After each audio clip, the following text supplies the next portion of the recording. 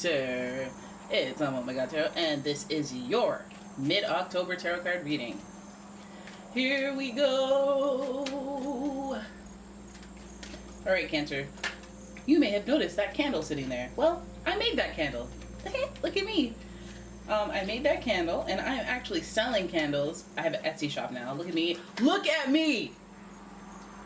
And it's at umomg.store. I think I'm going to throw that in the description. And Cancer, you're the first one I'm sharing this with, because I'm a little shy about it. I am, honestly. But I found all these scents that I really like, and I found these colors that I like, but mostly white. I like white, in the white light. But anyways, let's get into your reading.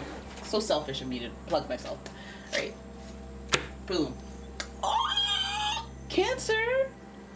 What's going on in Cancer? Okay, so then we have the Ten of Pentacles. Oh, followed by the Knight of Swords. Okay. Finally a reason to see the Knight of Swords in a good light. Alright, then we have Cancer.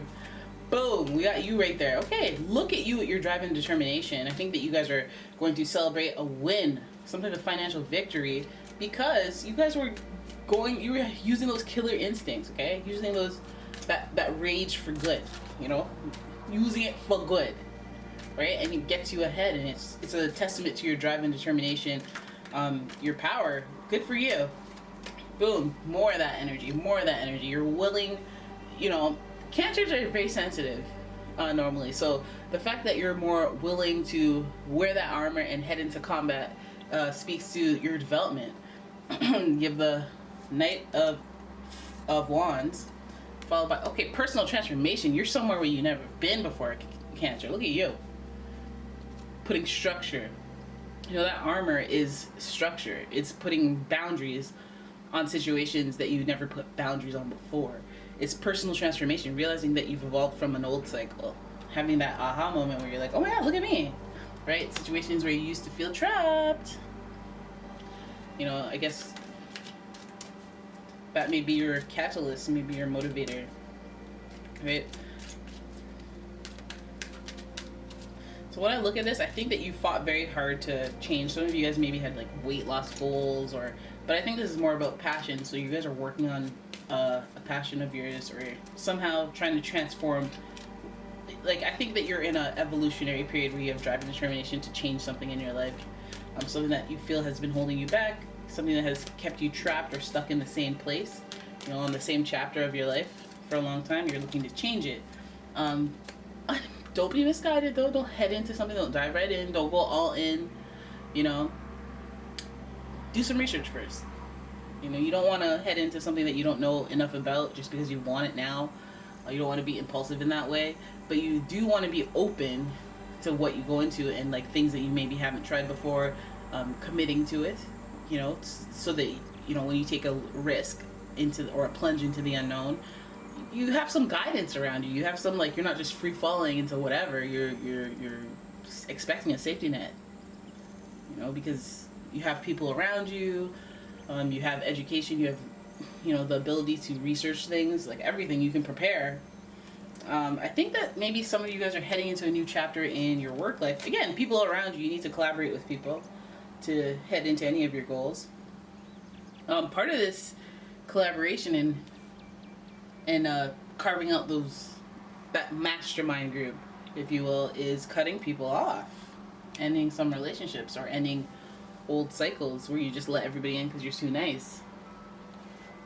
I think that you need to, like, have an exclusive group of people, support people, or, you know, pick the people in your life that you find to be acceptable for this, and you need to really, like, focus on them. And then I think that would mean that cutting off a lot of people, or ending the amount of effort you throw into a lot of other situations. That could even just be, it could be people, it could be, you know, maybe you're committed to a lot of things. Like, you're the one that drives all the kids on Thursdays, Fridays, Saturdays, and Sundays, and Mondays, and Tuesdays, and Wednesdays.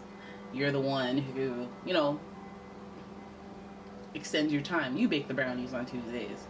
You go to you drop off all the kids at Girl Scout. Like, you know, you have to end some of those, so that you can make way for whatever this drive and determination, this power kick that you have to transform your life. It's like you have to reallocate time to do that and make the most educated, free-falling risks Like you, well, like not free falling, obviously, but you have to make the most educated risks possible. So, I mean, if you're trying to lose weight, you don't just stop eating. You're eating better, you know, or you go to people that have done it before and you make friends with them, or you talk to them, or use them as support, or use them as guidance, or, you know. So yeah, I mean, it was kept short and sweet. It just seems like you're trying to win and keep the momentum of winning going. And that's a good thing. That's a really good wave to ride for as long as you can. I think that you're releasing part of like winning. You face some of your demons and you get motivated by what is holding you back. And maybe what's holding you back can be people, and sometimes in some instances. So again, taking a leap of faith, working with new people, working to get whatever goal it is that you're after. That Chariot card, personal transformation. With the world, driving determination, all of that, again with the Knight of Wands, and the Fool, taking a leap. So it just seems like you're it's like back in the past, you were thinking about it, like you were winning, and then you were thinking of ways to win further, and then now you're like, all right, I got my plan, did the research, whatever, trying to go in and transform my life, like trying to be exponentially better, but then there are setbacks, things that hold you back, you know. And I guess at some point you could be afraid to take a leap of faith. Maybe now, maybe because you've some issues that have held you back in the past, you're afraid to move forward. But again, that mastermind group, that support system, that collaboration is important.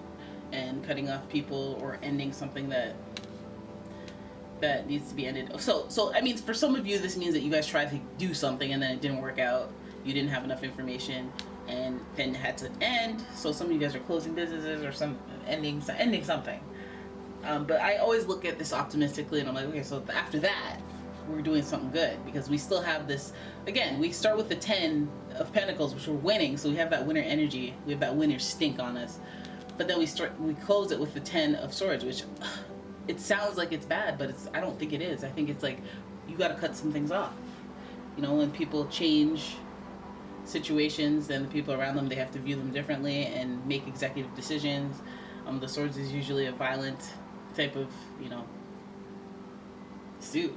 It's like, I gotta cut people off, I gotta go for the juggler, I gotta win, damn it. And I think that when you have that killer instinct and you're around people who don't, you could go to them for support on emotional matters, but not business, not those same topics. And you have to really weed that out, figure out who the heck is the one that you go to on those topics that you're trying to, like, that you have that star power in right now, right?